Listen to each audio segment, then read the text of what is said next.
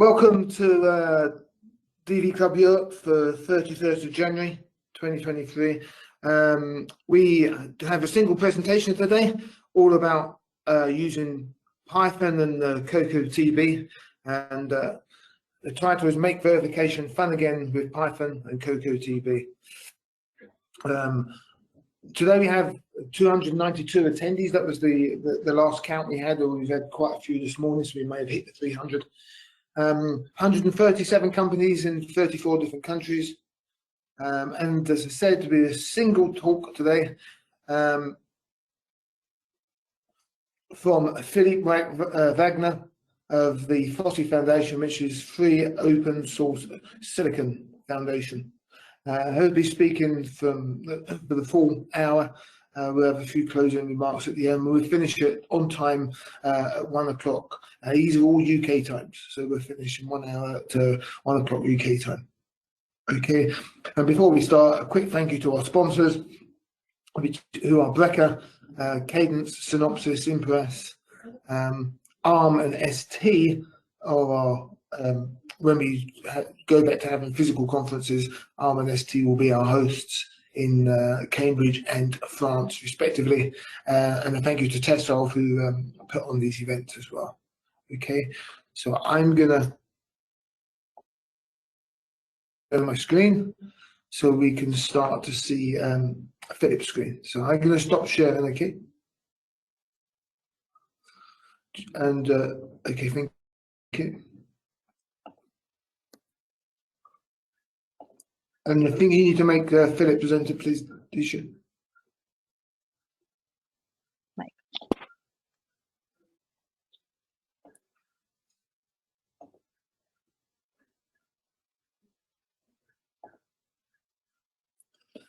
Okay, good. We can see your screen, Philipp. I'll just give a brief introduction and we'll make a start, okay? Philipp, you're still muted. Okay.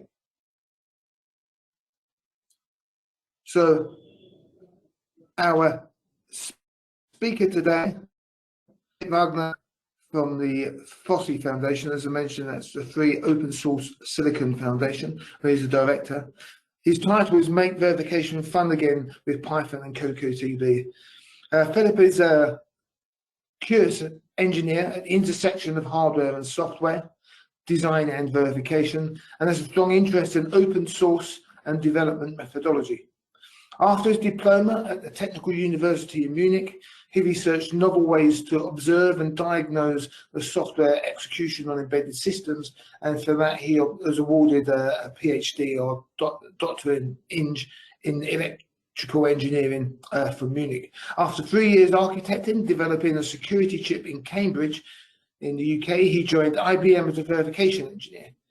He is one of the maintainers of the free and open source project and founding director of the FOSSI Foundation. Okay, and we're going to hand over to you now, Philipp. We can see your screen.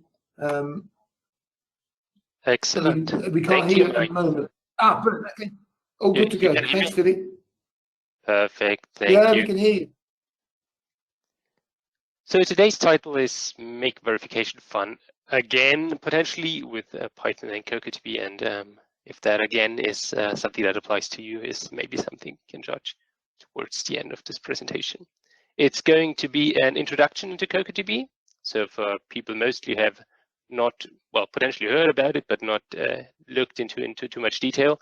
So please don't expect much in-depth information about kind of advanced uses of Cocotb. There is enough information out there on the internet, or just ping me and I'll give you some resources towards the end. And obviously, when you have questions, please make sure to reach out to Disha in the chat, and then we can have a Q&A session that makes all of this slightly more interactive towards the end. So I think first of all, you see on the title slide, the Cocotb mascot is a coconut tree, and so if you happen to sit in an office, make sure that you actually have a coconut tree next to your monitor when you do Cocotb coding. So this is something actually we have established at work, a colleague has established at work, and it's still great fun to see this way who is actually using Cocotb. So This talk will be, it will be about verification, and it will be about a verification experience. So to make sure that when you do verification, it's actually something you enjoy doing. We heard an introduction, so I'm not gonna go into too much detail here. I've been doing verification and hardware and software design also for quite a while. If you want to reach out with further questions, there's a bit of contact information on my slide here that will come in handy.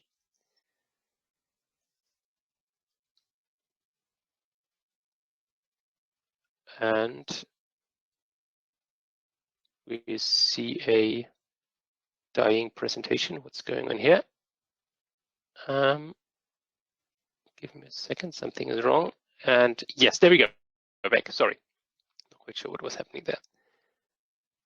The starting point for the methodology that Cocotb provides is the idea that verification is a software task. So it's between hardware and software, that's very clear, but we tackle verification as a software problem. So all the best practices that the software industry has hard learned over decades are something that we think should be applied to writing verification code as well. It is code that in the end will test hardware, but nonetheless it's software. And with Cocotb, you write verification like you would write software in a productive language with all the support that software ecosystem provides you. And that is Python these days. So before we go into the details, let's start with a very high level overview. So what is Cocotb? Cocotb is two things.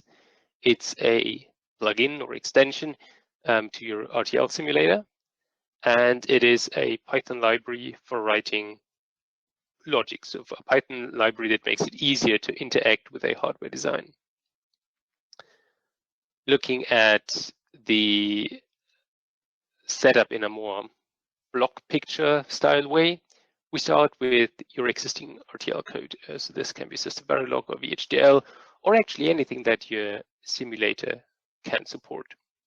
So there is no limitation within Cocotb to actually limit you to a specific language subset or anything. So if your simulator can support it, then Cocotb can actually test it.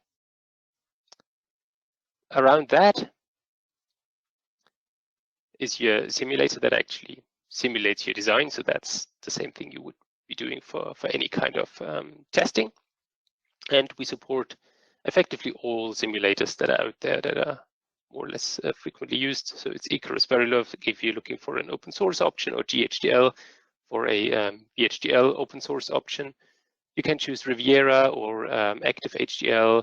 You choose Questa or Model Sim. You can use Verilator if you're looking for another open source option. You can use VCS or Exalium. So all the simulators are supported except for, and that's I guess the one exception that comes up frequently, is the simulator that's integrated into Xilinx Vivado. For those people of you who are doing FPGA designs, this simulator does not support the necessary interfaces to contact Cocotb. And on the left side, we have your test bench.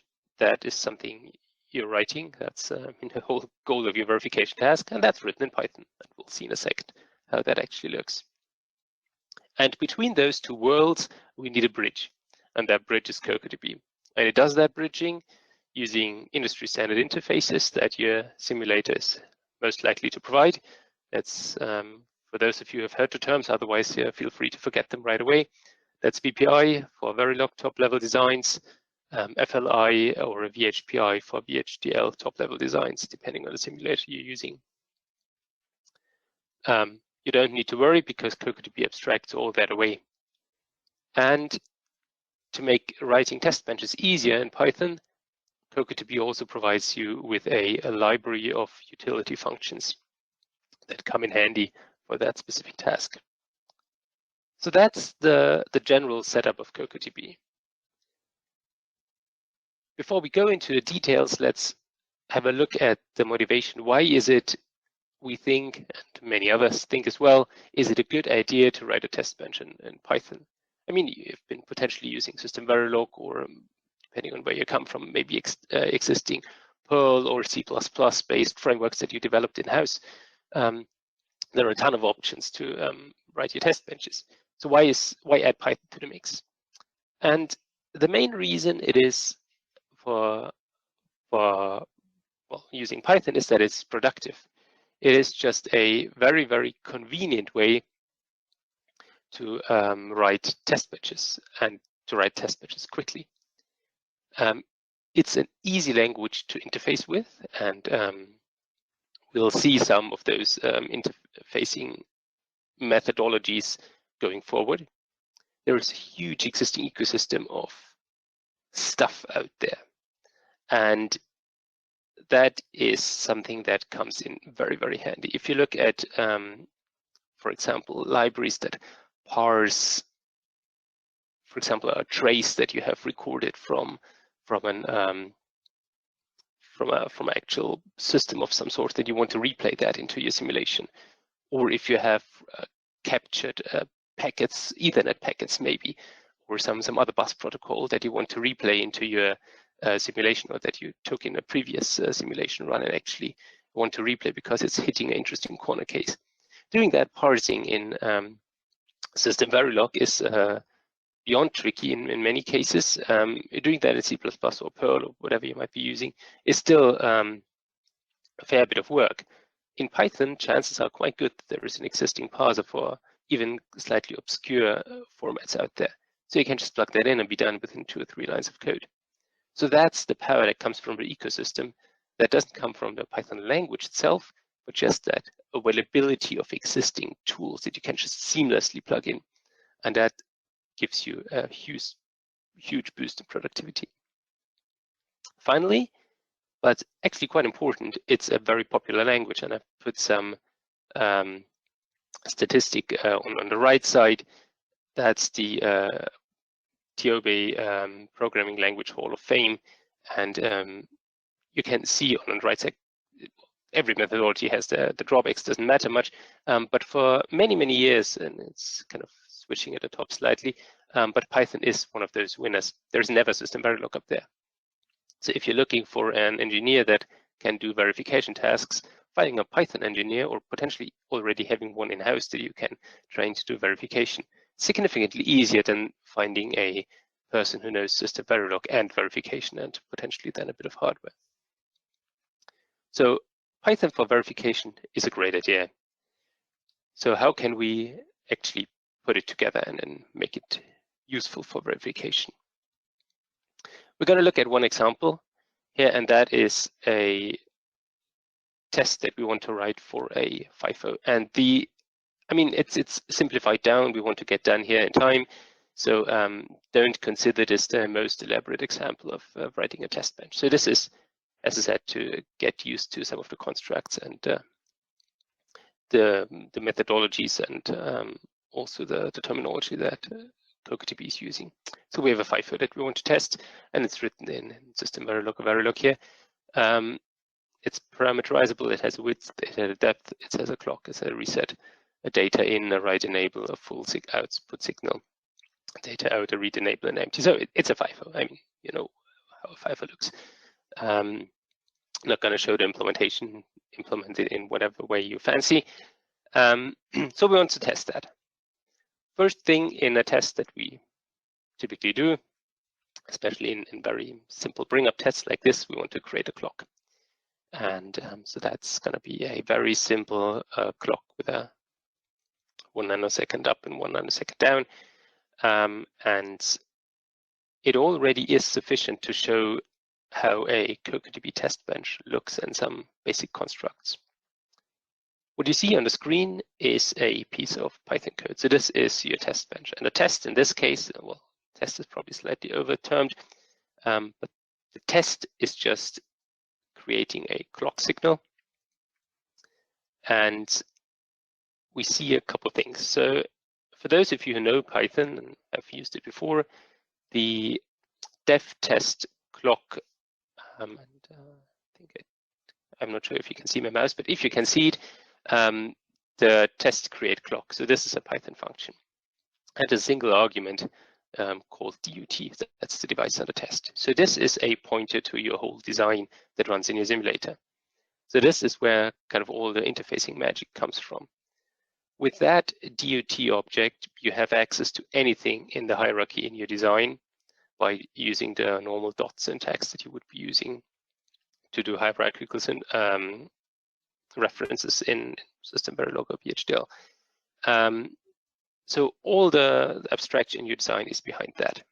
You do not need to declare signals specifically to export them or anything. They're all there. And you can do with that DOT signal kind of all the things you would want to do on a signal or a hierarchy of signals. So let's take one signal in there, and let's take the clock signal. So DOT.clock gives you access to a handle or reference or a pointer, depending on kind of the terminology you're coming from. It's all the same, to a clock handle. And now let's iterate 10 times. And we set the clock, the value of that signal to 1. Then and that's pretty literal, as you read it, it actually happens. We await for 1 nanosecond. We set the clock to 0, wait another nanosecond, and then start the loop again. So that's just giving us a toggling clock. There are a couple other things to note in this trivial example here. First of all, the await timer part.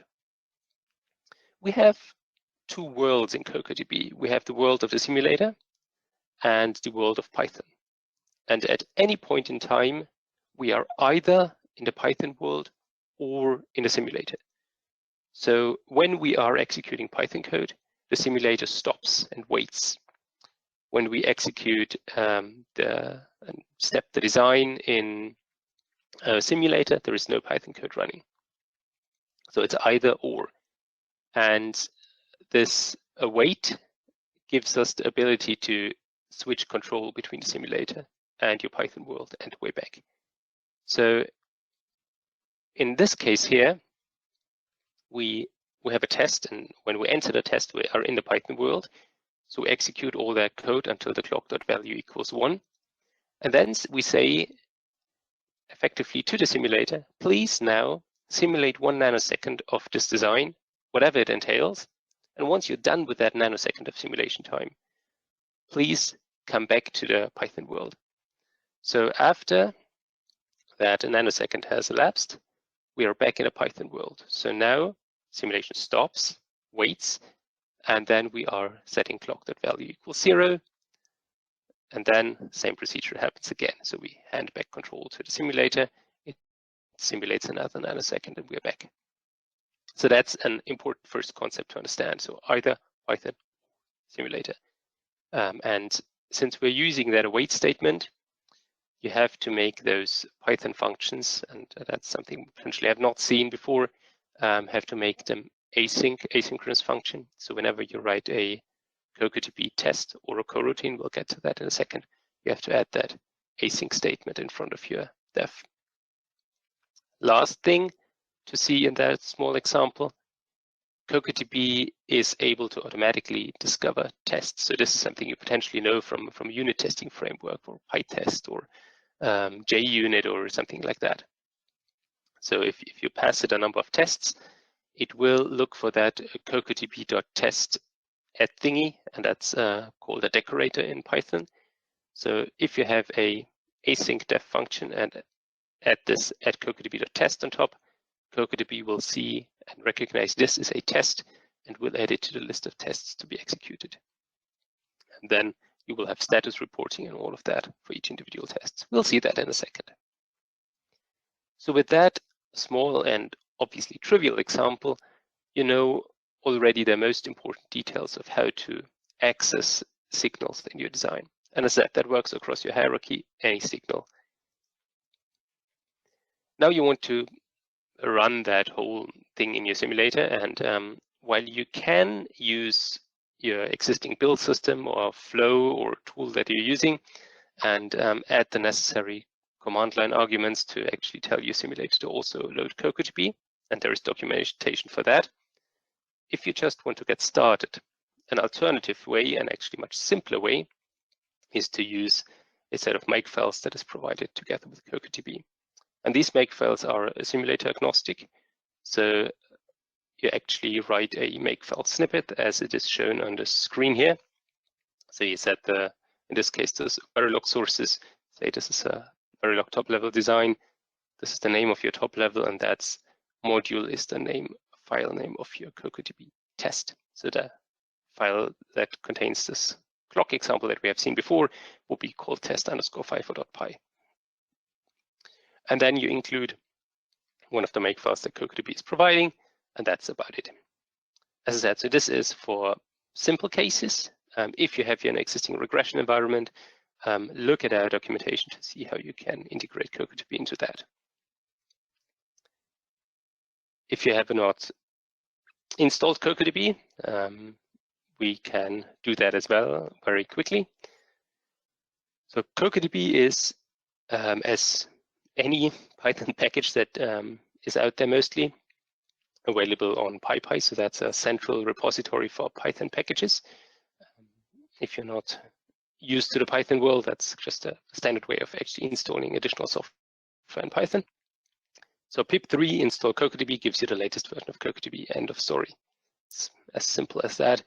If you want to get slightly better error messages, I heavily recommend to install PyTest as well. So do that, it's optional, but as said, quite recommended. Then you can run Cocotb -config, and it actually gives you the version of Cocotb, and the current version that is 1.7.2.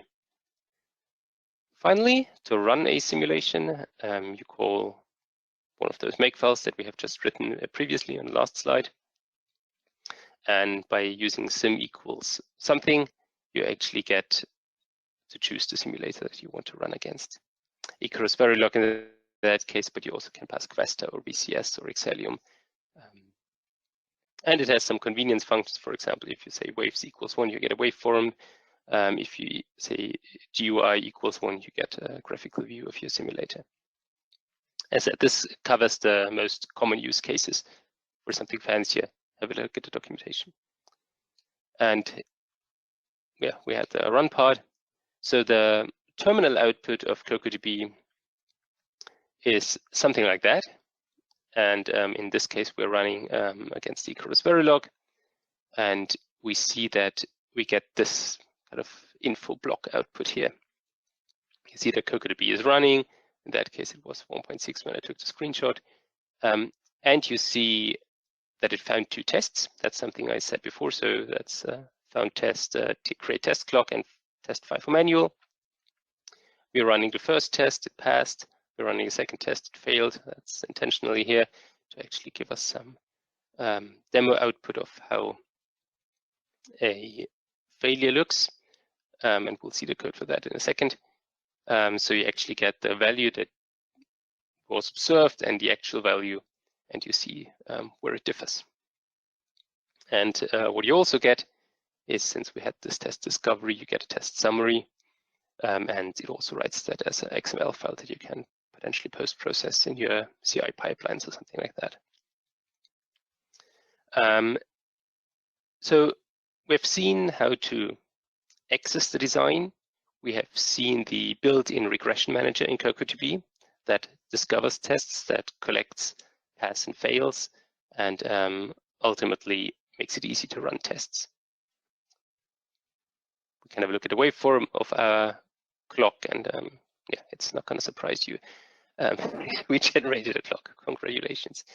There are more things that are interesting, and one step or one aspect that we have kind of glanced over so far is why Cocotb is called Cocotb. Cocotb is called that way because it's a coroutine-based co-simulation test bench. So we have these coroutines there. So what are coroutines? Coroutines are pieces of code that can, well, they can't run in parallel, but that you can have them scheduled, and they run in a cooperative multitasking fashion in pseudo parallel to the rest of your code.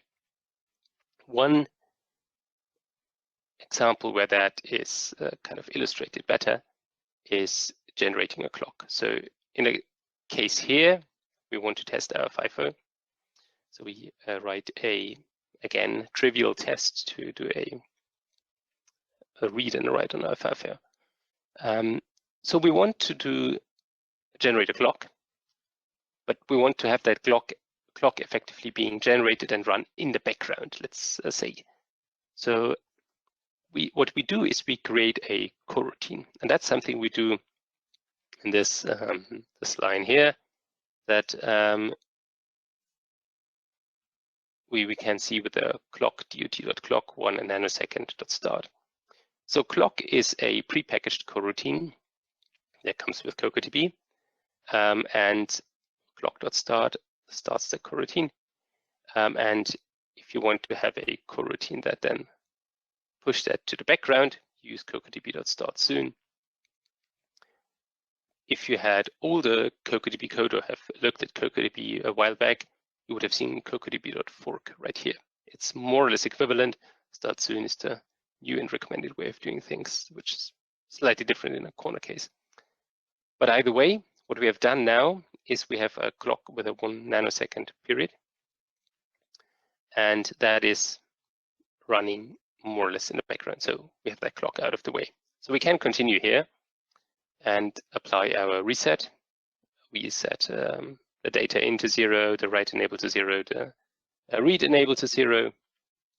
We toggle the reset high, and then we wait for 2 clock cycles. Since now we have that clock running in the background, we can actually do that. We set the reset back to 0, and then we can start our real work. So that shows how you can do tasks that run more or less concurrently to the rest of your testing. So let's continue our trivial FIFO example here. We want to write a single word, so we set the data into 100, set toggle the write enable, wait for a cycle, toggle the write enable to 0. So we have that set. Now we wait until the FIFO is not empty anymore. So we can just read here. And then we, well, in that case, we just wait a cycle because that's the FIFO implementation we have here. Has a cycle read delay. And ultimately, we compare the output that we got. So dot.dout.value is our output.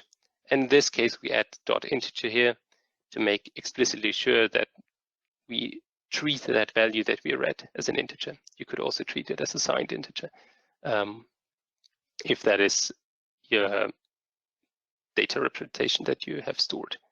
And then we compare that against the expected output.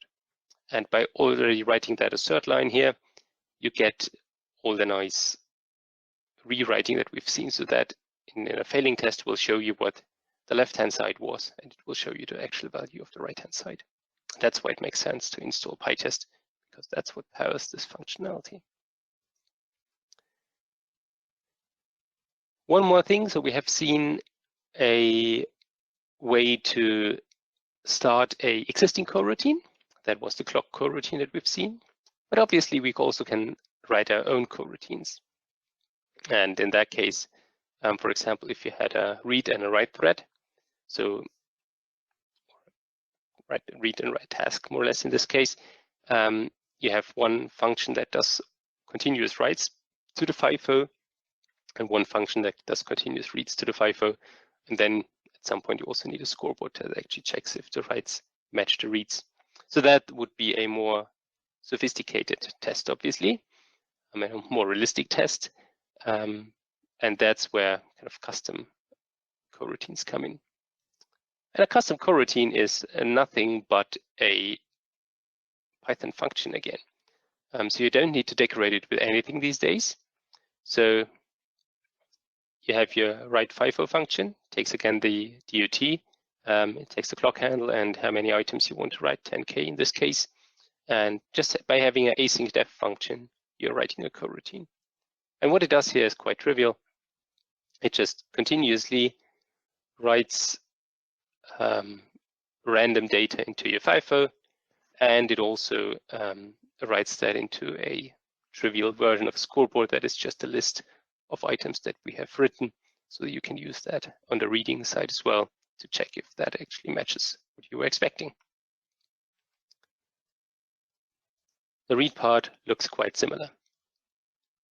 That's trivial, but it is sufficient to know all the basics of Cocotb. And honestly, it's not only the basics. I think it's 90% of the things you will do with Cocotb are covered in these examples. So there's no more magic behind that. Kind of the magic is that all this DUT access works out of the box, that you can have those coroutines simple without any fancy additions, and just write a Python function and there is your coroutine. So if you're looking often for a way to do something in Cocotb, just do it the way you would have done it if you wrote plain Python code, and it's probably going to be the right thing. But still, are there fancier examples? And there sure are.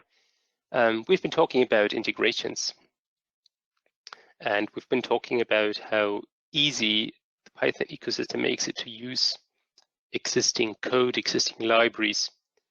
So one example that I found quite interesting, so this is something that somebody reported back who is using Cocotb. So they have a golden model of their design. I don't actually know what it is in MATLAB, which is, I think, not very uncommon. So you want to co-simulate, you want to have your golden model running in MATLAB at the same time as you have your hardware design simulated in your simulator. I don't know how they, in this case, created a stimuli, but let's say you randomly create a stimulus, you run it through your MATLAB model, get the result, and at the same time you want to run it through your simulation. So if you do that in SystemVerilog, you probably have to spawn out to a different task called MATLAB, get data back, or you pre-record potential values and add them to a trace file and do things like that. Since Python is everywhere, MathWorks provides you with a very convenient way to interface with MATLAB, because they provide you with a Python plugin or a Python package. So the code we have on the screen here actually is as simple as things can be. So we start import our MATLAB engine, so that's what provided by MathWorks. We start MATLAB. We have our model in MATLAB. We pass it two values and potentially some settings. And then we do the same for our design. So we probably write a input value to a bus and read the value back once we are valid and things like that. So that depends obviously on design. But all the integration you have to do for MATLAB is these couple lines of code. And that not only applies to MATLAB, but that applies to very many tools that are out there. Similar integration. So if you just Google for a Python package for your specific problem, you're probably going to find it. An example that I equally found interesting is how to create parameterizable test benches. And doing that with the standard makefiles that Cocotb provides is possible, but slightly annoying. And this blog post that Micro posted in May 2022, so have a look at that on the internet if you're looking for it. But what they wanted to do is sweep a range of parameters of a design. And in that case, PyTest itself can be used as a test runner. And that functionality here is provided by Cocotb.test. So what we have in the run example down here is not something that is provided by Cocotb itself, but by Cocotb.test.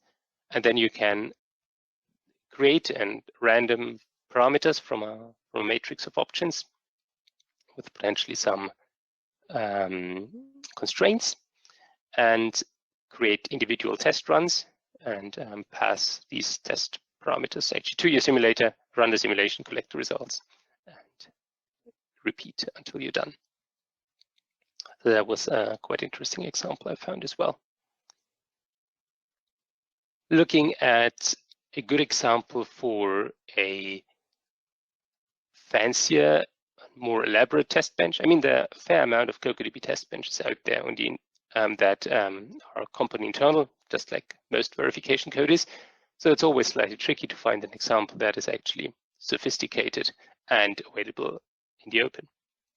And this example here is a open source FPGA design. It's a network interface card that contains a 100G Ethernet plus some PCI interfaces.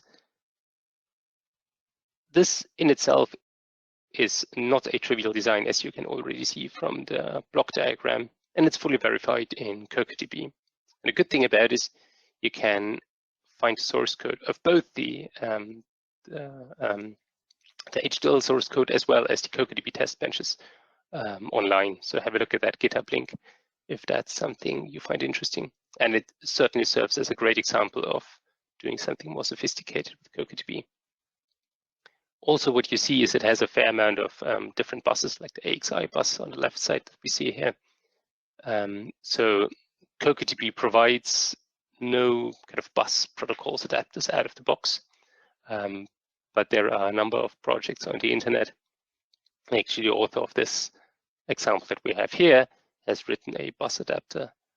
So that's a monitor and a driver for AXI. So if you look for, I think, Cocotb EXT AXI, you'll find existing code for that. And there are other protocols that are equally supported by random projects on the internet. So again, Cocotb doesn't mandate one way of doing things, but you actually can find a fair amount of options on the internet out there. Finally, I'm sorry, if you're looking for something that makes you feel at home if you come from UVM before, and if you want to reuse the class methodology and the class hierarchy and the methodology that UVM provides, there is a port of more or less the class structure and the methodology of UVM for Python. And that is a project called PyUVM. There's even a book out there that describes that. And I just have a small abbreviated example here from a scoreboard component that would be part of a UVM test bench implemented in Python. So you'll see, well, the class names are identical to what you would get in UVM. Some things are slightly different because this is obviously not SystemVerilog, but Python. But you'll feel very much at home if you've been using UVM before and are looking for something similar here. So check that out. We've been seeing a fair amount of directed tests, and since this is an introduction, that's probably not unexpected. Still, the power of Cocotb comes from the ability to very easily write those directed tests, or designer tests, whatever you call them within your environment. And that's kind of the next step. They allow you to grow and collaborate. So you, for example, have your tests that your logic designer writes when they bring up the initial hardware block, but then you can take those and extend them and add on to them while you do your full verification. So you don't have a bridge of, well, kind of typically no bridge that kind of the things that the designers often write just go into a local folder on their desktop or wherever, and then the verification engineer starts from scratch. So there are reasons to do that from time to time, but then, for example, having a designer write a bus driver over and over again. So these are components that definitely can be shared, and many other things as well. So having the ability to kind of seamlessly evolve your test benches is giving you a fair amount of productivity and reduces waste. Still, there is constraint random, and Cocotb can do that as well. Again, it doesn't force a specific methodology on you, but there are two main options that people are typically choosing. The one option is called Cocotb coverage, and it is a slightly older project that implements a methodology that is kind kind of slightly different from what you would get with SystemVerilog. There is PyVSC, a met balance, and some others closely aligned to SystemVerilog. So let's have a look at PyVSC first.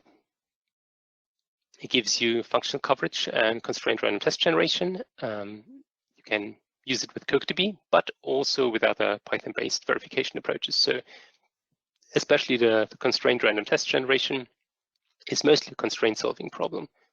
And once you have generated a test vector, you can use Cocotb to feed it into your HDL design, but you obviously can also feed that to any other place where you actually need those these random inputs.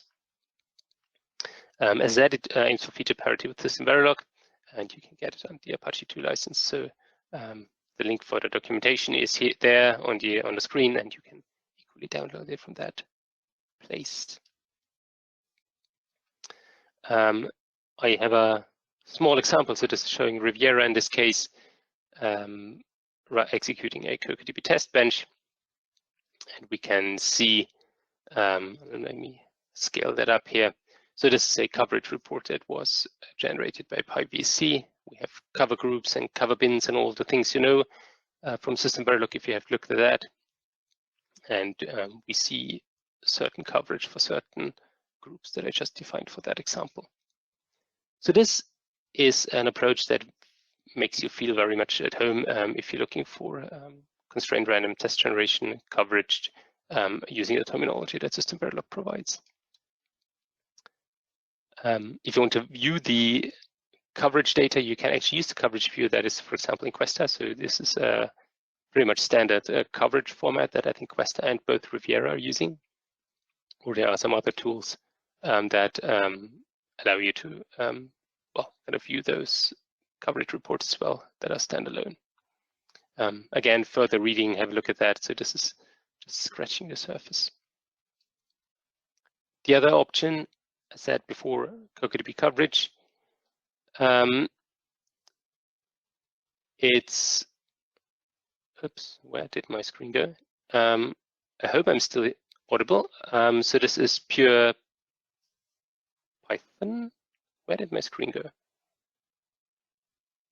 We can still hear you, but yeah, we can't see you. You can still hear me. Okay, so can you still see my screen? Because I'm completely black here. No, it's blank. Sure.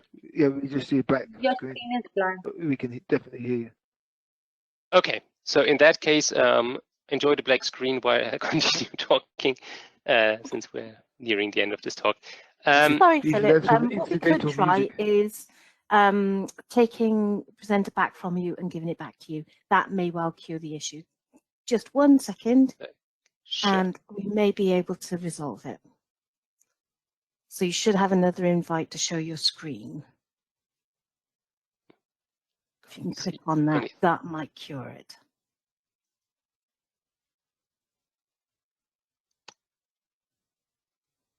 Just not. I can't see anything. I have no idea what's going on. That's okay. I'll just think switch they should presenter to you. Right. I think we'll just continue in audio only then, because I actually have no idea what is going on. Yeah, my guess is that it's an I'll issue just, at your end with your laptop rather than yeah, it could be. Before I restart that, I think doesn't make sense. So everybody here now has the option to just imagine the slides, and I think the slides will be available after the talk. I'll just illustrate what I'm talking about using power of words, since it's only 2 or 3 slides left anyways. So we have been looking at Cocotb coverage. Actually, what we could do, Philip, yeah, is we could share my screen.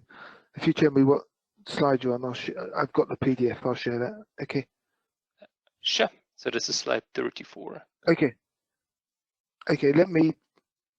You carry on talking, and I'll let Disha know when to make me the presenter. Okay. You carry on talking. Mike, you want to go ahead, or should I do the screen? Just let Philip carry on talking. I'll share my screen in a minute. Okay. Thanks. Sounds good. So Cocotb coverage is the other option that, well, the other common option that implements a coverage methodology using Python, and that works with Cocotb. This is using a slightly different approach of cover groups or constructs like that. So it is effectively a tree of cover points instead of cover groups. And as it's not SystemVerilog, but it's inspired by SystemVerilog, but uses slightly different terminology. So this is an approach that has probably different upsides and downsides compared to the SystemVerilog methodology. But it also shows one important thing. With Cocotb, you're not tied to one specific implementation of an idea. So there are competing options out there, and you actually can choose whatever you find most useful in your setting. And if you have a great idea how to do coverage generation or coverage collection, so constraint generation, solving or coverage collection and all these things, you can actually implement that. And Cocotb, as said, doesn't restrict you in one way or the other. Again, there is a viewer for the outputs of Cocotb coverage, so you get the results as well. One last thing that comes up repeatedly is randomization and seeds. So whenever you do constraint random, that's kind of what makes your tests reproducible. If you look at just the Cocotb documentation, you'll find not that much talking about random and seeds. That's because Python has a built-in random number generator and ways to seed that. So whenever you need a random number, you just use the Python random functionality that gives you, for example, get rand bits for a random value of X bits or a random integer, things like that. And if you want to use the seed, if you want to fix the seed, there is an environment variable that Cocotb provides you. It's called random_seed, unsurprisingly, that sets the seed, or there is Python functionality to do that as well.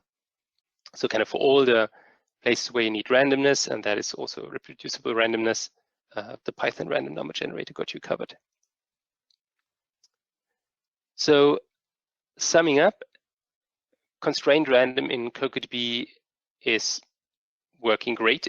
There is no fixed methodology that you have to choose. There is a Cocotb coverage, which is closer to a Python-only approach, and there is PyVSC, which adds a domain-specific language to Cocotb to Python that is very, very close to SystemVerilog. Okay, so we have seen how to write a simple test bench. We have had a very quick look at some examples how to write more sophisticated test benches with Cocotb, just as a teaser with a couple links to get you started. We had a look at options for functional coverage and constrained random, and that more or less concludes the kind of the overview of Cocotb. There are still some questions, I guess, that you're having, and you will have those also when you're using Cocotb. So how can you get support to use Cocotb? Cocotb is open source. It is downloadable from GitHub or using pip install, as we've seen before. There is no license agreement, no license server, no nothing.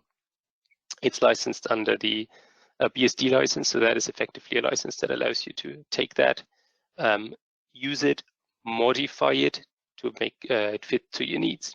There is no need to give any of those modifications back. If you have questions, there is at the same time, since you didn't pay for a license, there is also nobody paid to answer your questions. So if you have a question, have a look at our chat. There is a friendly user base out there that helps everybody who shows up, or open a GitHub discussion, which is effectively our support forum.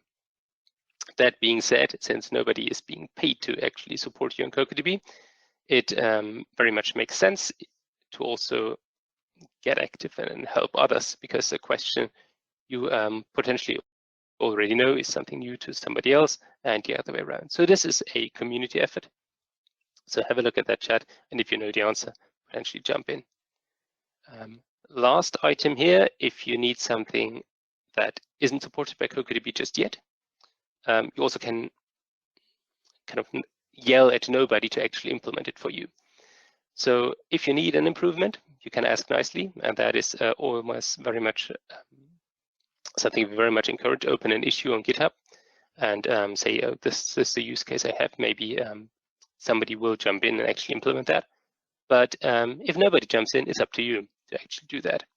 So Cocotb works because people contribute, and that includes you. So we make it we make it reasonably easy to do contributions, but ultimately it's only growing if you join. And I'm very much hoping that I see some of you actually joining the Cocotb development effort. And it's not work, it's actually fun. Remember, last slide here, verification is software. Treat it as a software problem. Python is a very productive and fun way to write software and also to write verification code.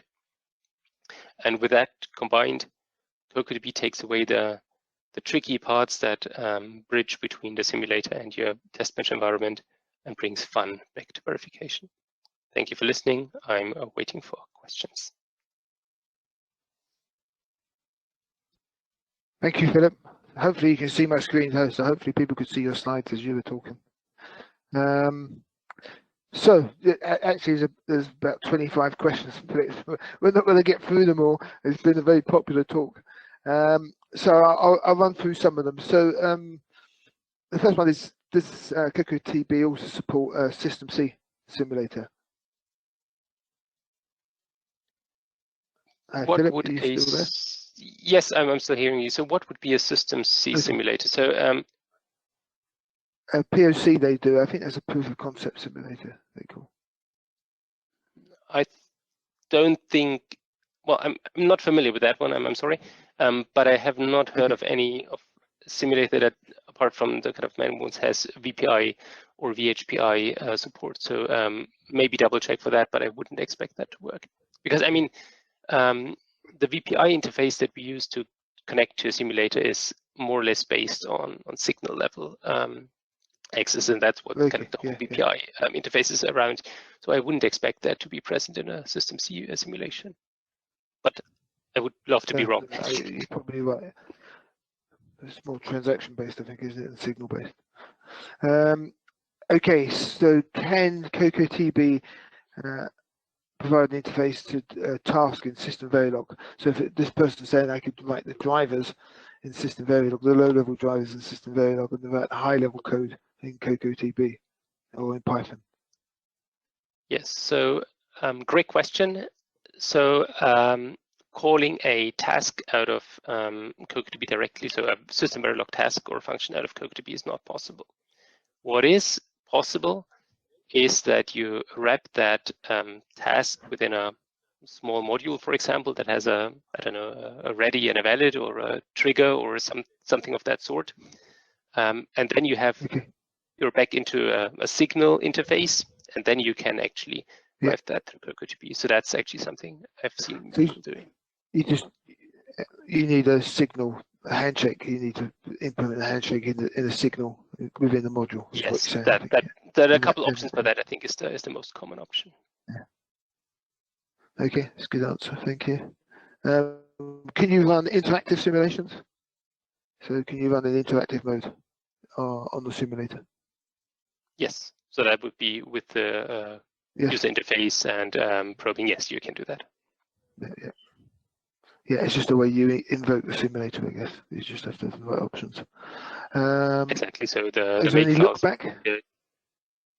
Yeah, so if you have the GUI = 1 option, then in the make files, then you would get the simulator UI. It doesn't even start well, the simulator boots up, but doesn't start to run the simulation yet.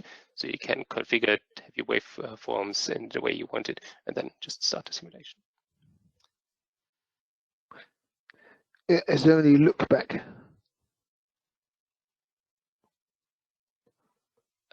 That again would be a simulator feature, wouldn't it? So a look back in terms of drivers to a specific signal, I would assume.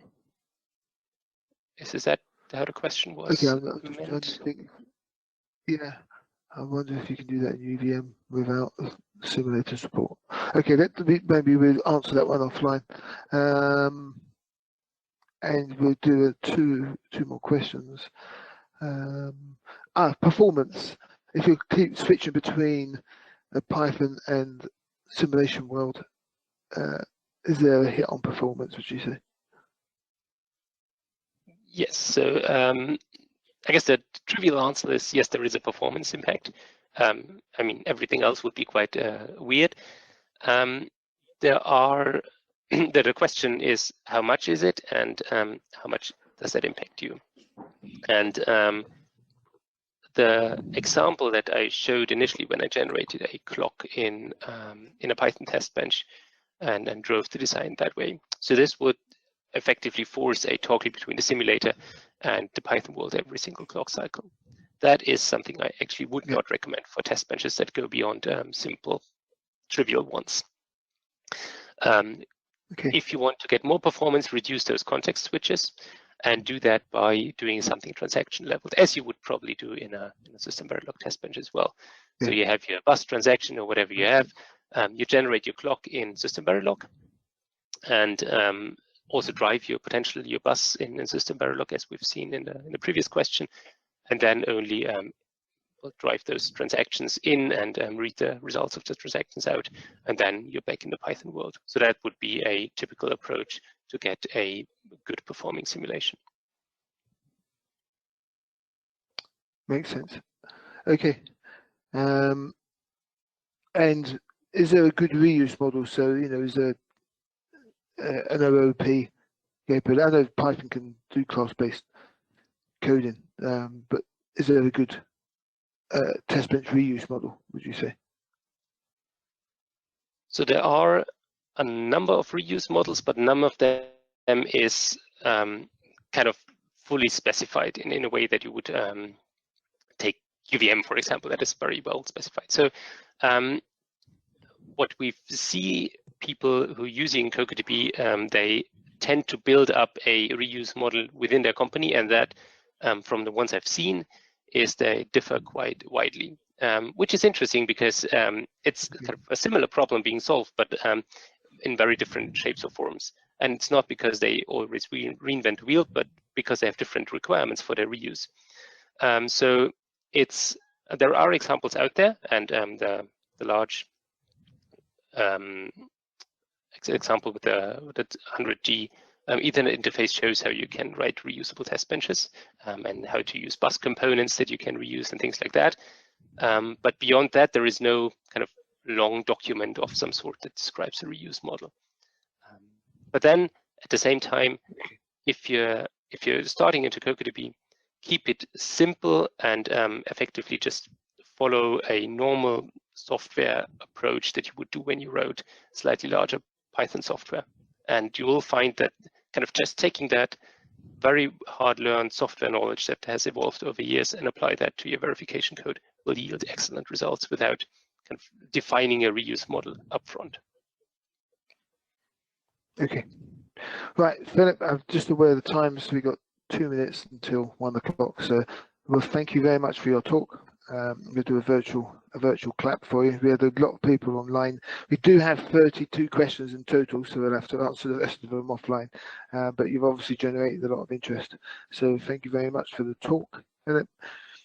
I'll just wrap up now with my closing slides, and then we'll finish at 1 o'clock. So big thank you to Philip, and thank you also for participating in DV Club. As we did last year, we've thrown in some extra events this year as well. So we started with an extra event just today on Cocotb.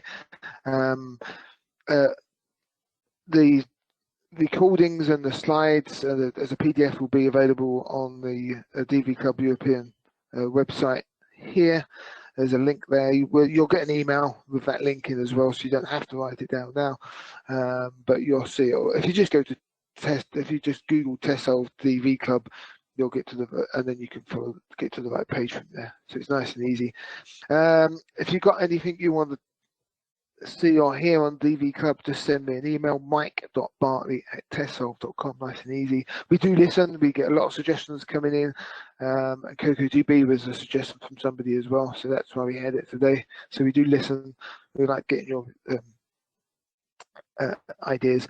Next Tuesday, we've got a regular DV Club event. We've picked out 3 good papers from DVCon and Cadence Live from 2022, and you should be getting information on those as well. So we'll send you information on those 3 speakers, and you'll get a link to register as well for next week. The rest of the DV Club dates are provisional. So again, 25th of April, 5th of September, 28th of November. If you've got ideas, just send them to me and we'll follow up your ideas. And Verification Futures will be on the 22nd of June 2023. It'll be in Reading again. We're moving to the university this year. 22nd of June. If you want to present something, if you want to sponsor it, just let me know.